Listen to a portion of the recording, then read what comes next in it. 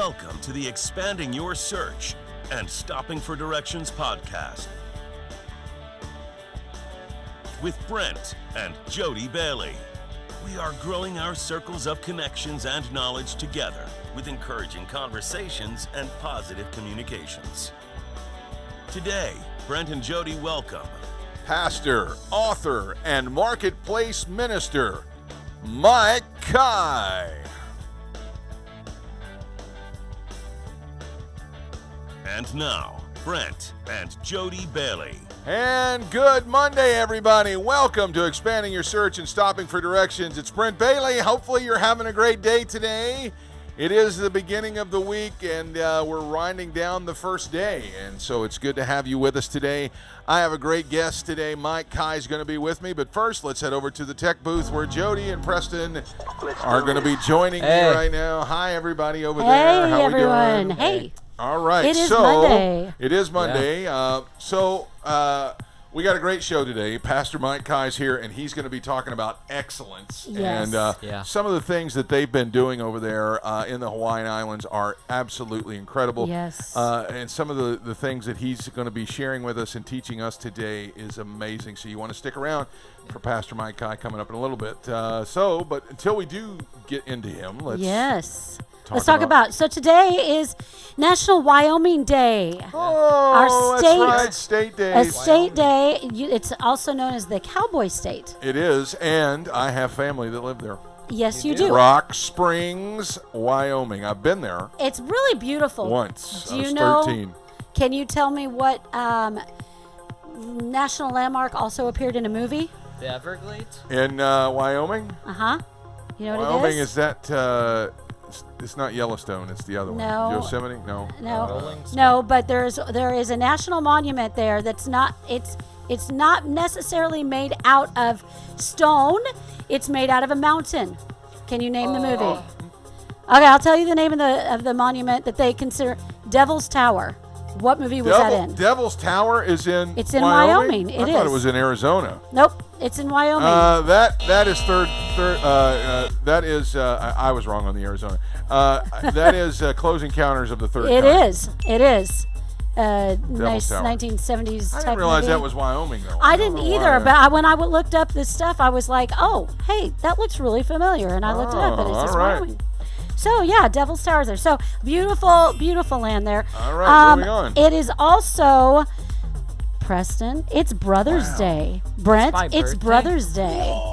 That means nothing to me. Yeah, All right, you've so got moving- brothers. You've I got have, brothers-in-law. I do. You do. I shouldn't say that because I do have folks that I consider close as brothers. But Yes. biologically speaking, Biologically speaking, or even family speaking, yes. I am an You do only not. child. You are I'm your a own brother. second But Preston, you've got a brother. I'm my own brother. Preston does have a brother. He does. I'm my first child. Yeah. Yeah, You are the first. you are the first. But yeah, so happy Brothers Day, Preston. Thank you. And to all of you that have brothers. Yeah, if you have brothers out there, Yeah. happy brother. I feel sorry for my Aunt Sheila. She had one herself and 4 brothers. Yeah, So, yeah. happy Brothers Yes. Day, everybody. It's also National Scavenger Hunt Day. Ooh, so Kind of fun. There's so many. What does that entail? That entails, treasure map. listen, it is just about, summer is just around the corner. Make your plans. Maybe start off a small scavenger hunt.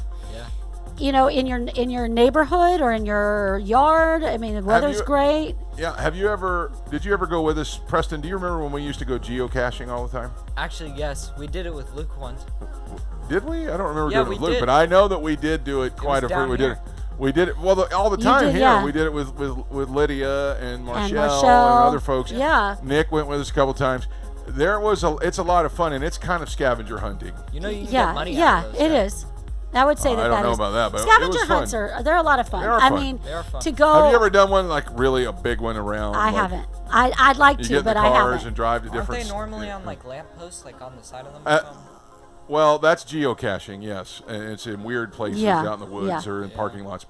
But we used to do it when I was a youth pastor. We would do it and get the high school kids involved that could drive, and they would all ride Yeah. together. And so you'd Lots of give fun. this list, and they'd go all over. So fun.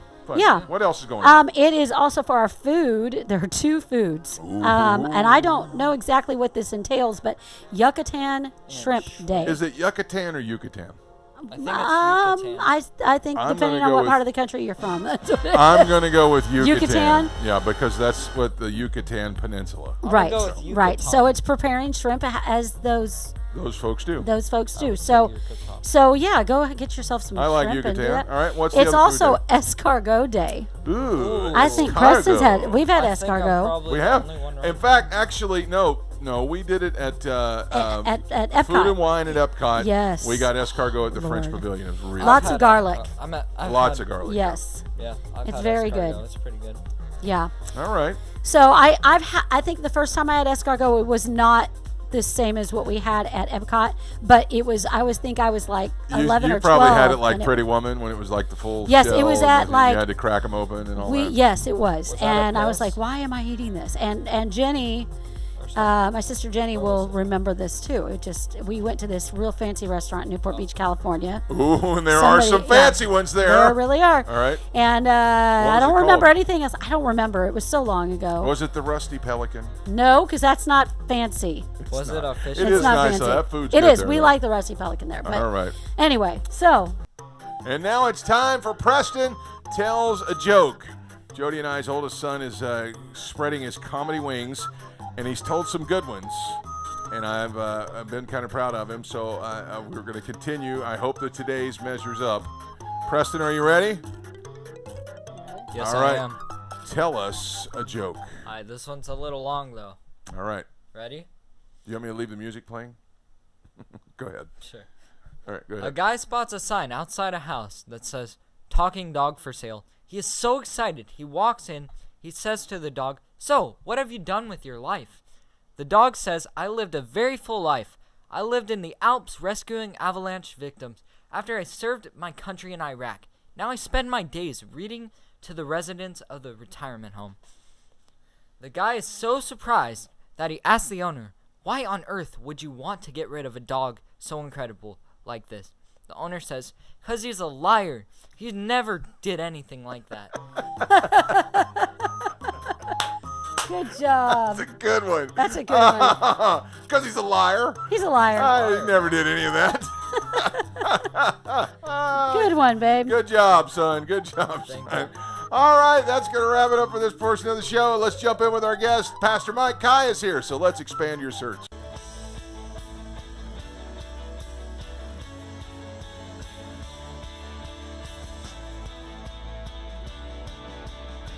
My guest today is Mike Kai. He is the founding pastor of a multi-site congregation on the island of Oahu and all through the Hawaiian Islands. He's also the creator of something called the Inspire Network. Each year, this network hosts multiple conferences which empower people from across all of Hawaii and the U.S. mainland, and of course, internationally. In 2019, he also started something called the Influencers Network. I like the sound of that. Aimed at equipping people, business leaders especially, and executives with leadership tools through professional exchange. I'm so excited to have him on the program. We were with him just last week or week before in Hawaii, and he is a dynamite speaker and just an infectious guy when you get around him, and I mean that in a good way. Please welcome Pastor Mike Kai to the program. Hey, Pastor Mike. You. What's up, Pastor Brent? Thank you so much for having me. I'm excited to be here on your podcast. Man, I am so honored and humbled that you took the time for us. I know you got a lot going on over there, so thank you for your time today. First of all, how are things going over there? I know we just saw you, but how's everything unwinding after the conference? Well, I tell you what, the conference was absolutely what we needed. I think all 350 to 400 people that were in the room felt the same way. You held that room so great, along with Bob and your brother-in-law, and you guys make me laugh. Darth Viagara, I just could not. May the fourth be with you. Yeah, right. It was incredible. It was incredible. Our whole team, that was we had the privilege of bringing our team to join with your team, and I think we just got a great combination. They just could not stop talking about it, and it's rubbed off on us. This excellence thing that you guys have, this increase actually, is really something that we've taken to heart. So thank you so much. Well, I know that you guys added so much to the conference as well. Your team was just dynamite, and it was such an awesome thing to see that. Let's jump in and just talk about some of the things that you've been doing. I know that I know you started with 40 people in your congregation when you first started your church, and now it's a multi-location church that's just reaching thousands of people. I know these principles probably would cross all kinds of business and all kinds of other things. What is some keys that people really need to, from starting small to going big like that? How do you do that? Well, it's interesting because when we roll back the tape in 2001, the first thing that I realized, even to this day, I still pinch myself that I get to do what I get to do. I'm thankful. I was a youth pastor for 5 years, and I was afraid that my congregation that I took over would not ever grow beyond my youth group. So the parable of the talents has always been something with me. It's always stuck with me that if you're faithful in the little things, God will put you in charge of many. And so I had to settle it in my heart. I mean, Brent, I had great pastors all around me in churches that were just huge. Pastor Wayne Cordero with New Hope. We had Pastor Art Sepulveda. You might know him with Word of Life. And then we had little old Inspirechurch that used to be called Hope Chapel West Oahu. That was our name when we started in 2001. And so the parable of the talents just stuck with me. I'm a kid from the Big Island, a town of 2,000, graduating class of 120. So I've always been kind of this overcomer fighter, and I think our church took on that nature as well. And so we just did the best we could with what we had, and that meant making it truly the best. You know, the great football coach Pat Hill from the Fresno State Bulldogs, who no longer coaches, something he said in the newspaper just stuck with me.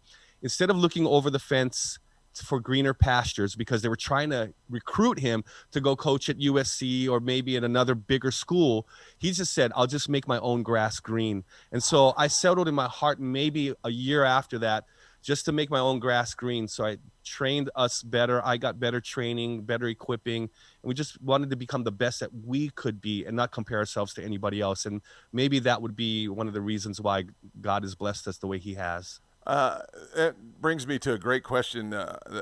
Just to hear you saying the training thing, and I've talked to other business leaders and other pastors that they have a love-hate relationship with the training thing. They know that the training is the right thing, but then they don't know where to really begin. Like how much is too, like, because if you start from the beginning, it's a very slow process.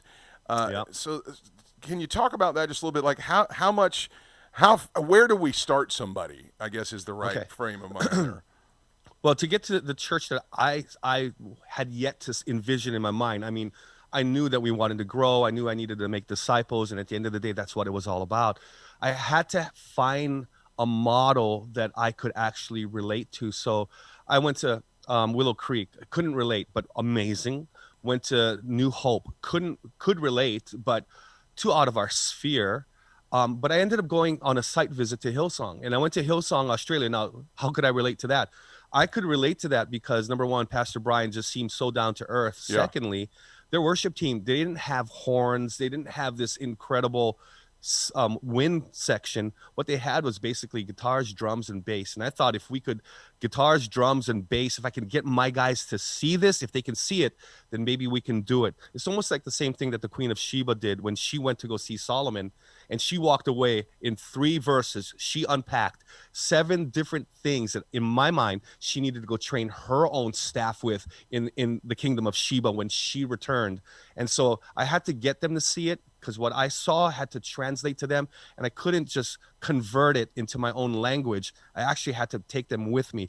So I think part of the training or the equipping is if they can see it and actually experience it, then maybe we can emulate that and become who we are called to be after that. That's so good.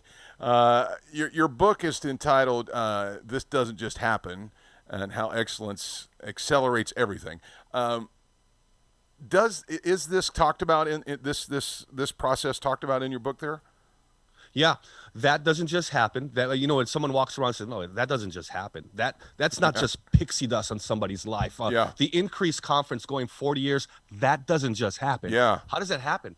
Excellence, and excellence accelerates everything. So in that book, of course, I break it down. I break down how Solomon took 20 years to build what he built after his dad pretty much gave him the blueprints. King Hiram came in and supported him. And then after that 20 years, that's when the Queen of Sheba saw what she saw. So we want to build like Solomon.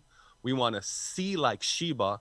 But then we all know that Solomon's downfall, that didn't just happen as well. Yeah. There was erosion that was going on in the inside and in Solomon's heart. And so the final part of that book is how to build better. So build like Solomon, see like Sheba, and how to build better so that we can hand off a lasting legacy. What really compelled you to write this book? Well, I've heard it spoken about in offerings, where people would give offerings and they'd use the Queen of Sheba at a conference, and I've used it before. And then one day I kept teaching it to my staff on excellence, and I've always been captivated by her comments on what she had seen. And finally, on one Sunday morning, weekend service, I actually preached, because I was going through First Kings, I actually preached on that passage, and then it's like the light went off. The light bulb went off in my head, and I said to my congregation, you know what this is? This is a site visit. She took her entourage. She took her whole team with her, because she's not going up by herself on a 3-month journey through the desert. She needed emissaries. She needed envoys. She needed the best of the best who would take care of her and would be able to introduce her properly to the king. But when she came back, I guarantee you that next 3 months shaped the rest of her kingdom. She was already coming from opulence, and she was seeing opulence. So game recognizes game. And I guarantee you what she saw resonated with her. And that's what I shared with my congregation. I finally said, this needs to be a book.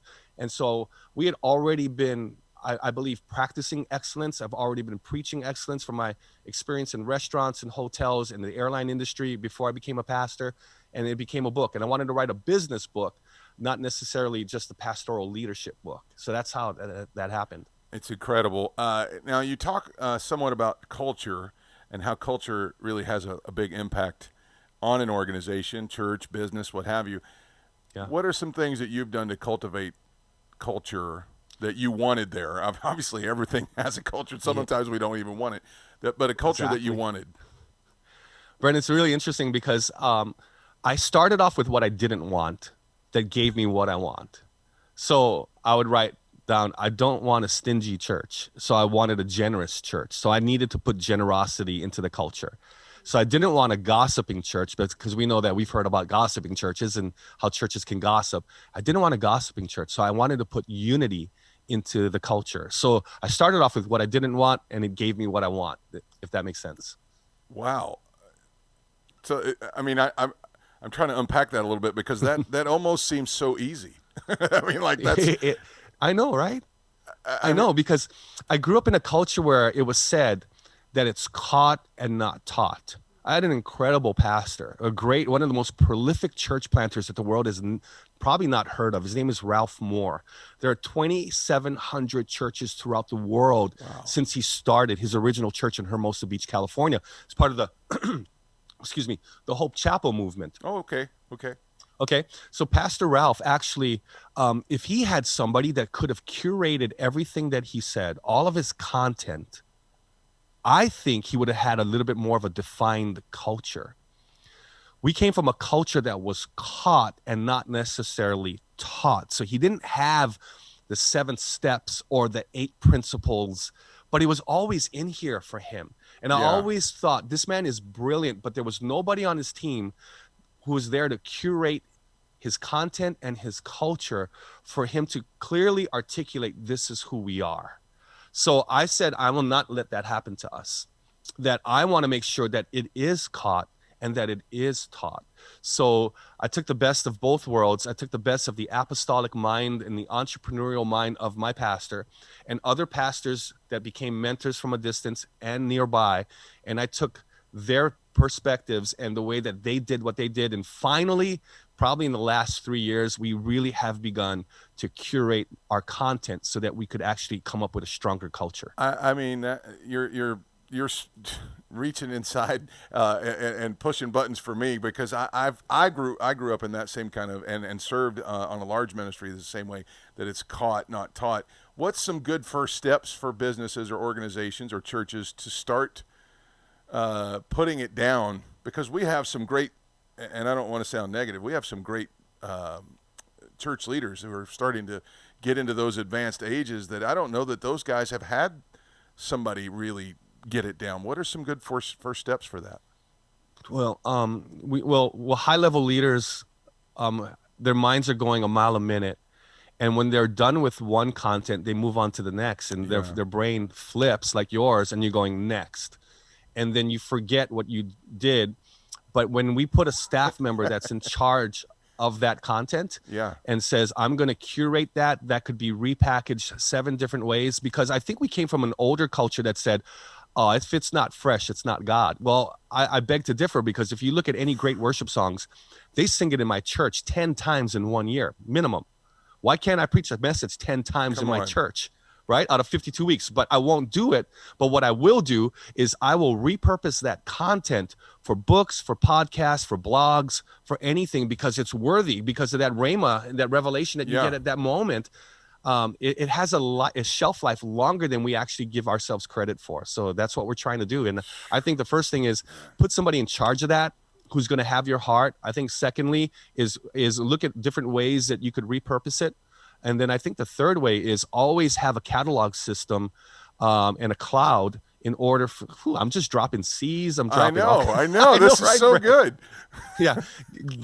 Categorize it in your cloud so that it's easily accessible, and then you can use that. And the other great thing is when you pass it on, see, the secret sauce of what you and I do is if it stays with us and I die with it, it's no good. Yeah. It's no good. It becomes petrified and rancid. I think what we need to do is always being willing to share our content. Of course, I get intellectual property, but at the same time, I want my team to know everything that I know. So I'll coach in real time, and I'll always refer back to my culture. So just this year, instead of having 11 cultural values of the staff of Inspire Church, I took a page out of Netflix and decided that I would have 31, and it's going to grow. And so anybody that's going to join my team from now on is going to go through all these 31, and it's going to weed out who should be here and who shouldn't be here before we even get to the interview process. Wow. All right. So we want copies of that whenever that... I'll give it to you. All right. Let's switch gears real quick before we let you go and talk about the Inspire Collective. Okay. Thank you. This thing is awesome. I love the magazine. In fact, we're going to throw some pictures up on the screen of it with my buddy Dave Martin on the cover right there. I know that this is really something that you've been focused on people in the marketplace. What is? I'm assuming that has part of the heart, but what's the purpose behind Inspire Collective? Well, the Inspire Collective actually originally started as the Influencers Network, and it was a local brand. So what I wanted to do was influence the people who had influence to change Hawaii. Okay, that's the whole premise. Then in Zechariah chapter 4, I believe, I stumbled upon an obscure passage of scripture that it never jumped out at me before. And it's the part where God says to the people who had returned back to Israel, he says, I want you to take Zechariah, the son of the high priest. And what I want you to do is I want you to take the gold and the silver that you've brought back. I want you to fashion a crown, and I want you to place it on his head. And he will rule as king and priest over Israel, over Jerusalem, and there will be harmony between both roles. That blew my mind. I never saw that before. And then I started to realize a son of a high priest, his son is likely to be a rabbi and be a priest. A son of a king is going to be a prince, and he will be a future king. But never shall the twain meet. They will never become one. A priest will never become a king, and a king will never become a priest. Not in that culture. Yeah. But he said, I'm going to place the crown on him, and he will rule as king and priest, and there will be harmony between both roles.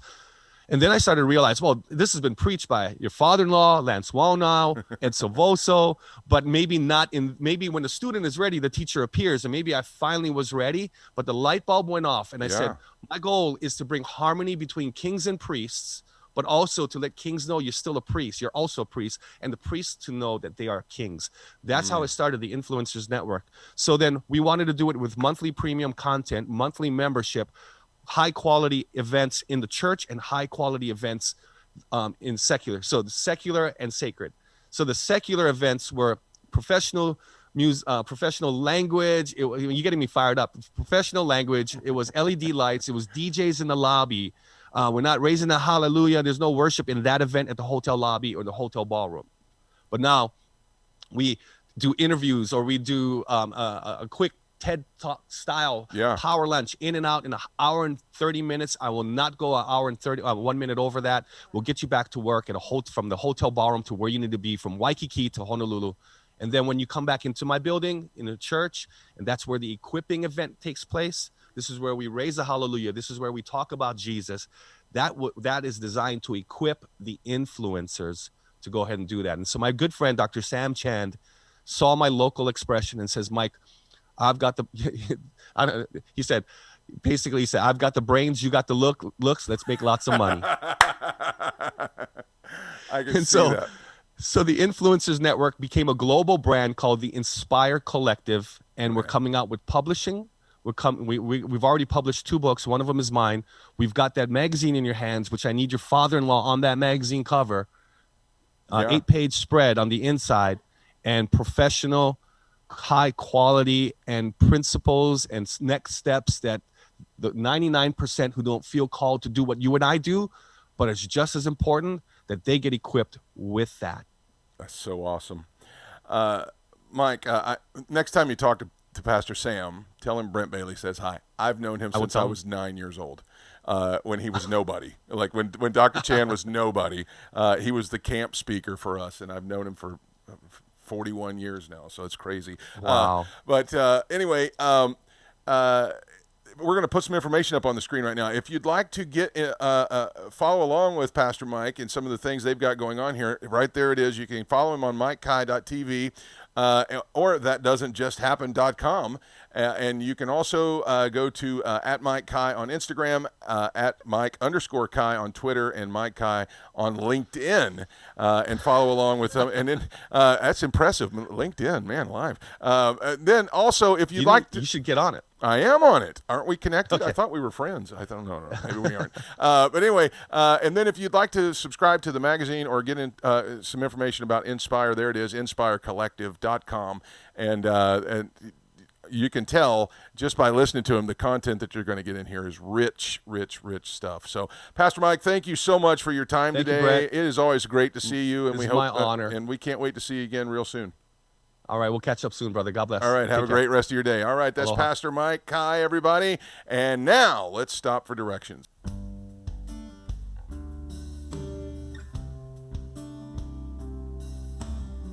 Excellence. It's been defined as the quality of being outstanding or extremely good. The old saying goes that if something is worth doing, then it's worth doing well. Who sets that standard, though? Who sets the standard for what is excellence? At your job, it may be your boss, the CEO, the founder, the board of directors. At your church, it could be the leadership or the volunteers who are pulling off the vision of the church. But for your own personal life, who sets that standard? I know many people will just immediately say, it's me. I set the standard for my life. But what happens if the standard that we're setting for ourselves is too great and our souls are being crushed to try and maintain a fictional goal? That is the great thing about our God. God has already set the standard of what is excellent in and for our lives. But God doesn't leave us hopeless to just fill that void ourselves. God gives us tools and help so that we can achieve that excellence. Those tools are called grace and mercy. Grace and mercy are not so that you can stay mediocre and stop trying. They are tools to help you not be condemned on this lifelong journey that you're taking towards excellence. Excellence is a choice, but it's something that's constantly being chased. No matter how good you are, you're always looking to achieve better. Why? Because that's the way God made us. 1 Corinthians chapter 10, verse 31 says, whatever you do, do all to the glory of God. How can I do that? Well, with God setting the goal, He'll empower you and help you get there. He won't do it for you, but He'll help you get there. I assure you that He wants you to be excellent, and He made you to be that way. So get up and be excellent today. That's going to wrap it up for the broadcast today. I'm so thankful to Mike Kai and the team at Inspire Collective. Thank you for blazing a trail of excellence and how we can all achieve it for our lives. Thanks again to Jody and Preston for another great job over there at the tech booth making this podcast possible. Until next time, I hope you found what you were looking for as you took the time today to expand your search and stop for directions. Have a great day, everybody. Thanks for joining us today. Connect with us on @expandingyoursearch on Facebook and Instagram and @expandingsearch on Twitter. Relive any of our episodes on YouTube. We're available wherever podcasts are found, including Spotify, iHeartRadio, Apple Podcasts, and Google Podcasts. You can also download the Direction Ministries app on iOS, Android, Apple TV, Roku, and Amazon Fire. Take some time today to expand your search and stop for directions.